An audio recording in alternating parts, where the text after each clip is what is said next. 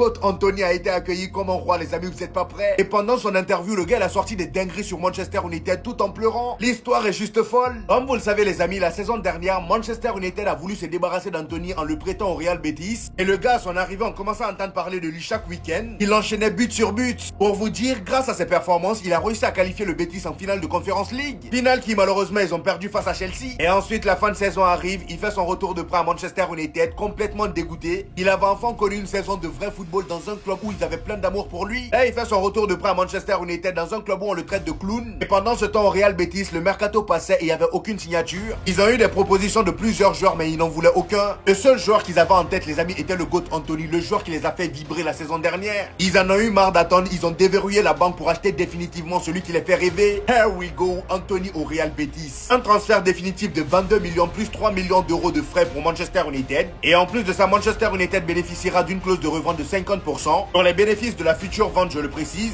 Et là, le GOAT Anthony arrive enfin au Betis dans son royaume. Il était attendu à l'aéroport. Regardez la foule qui l'attendait, les amis.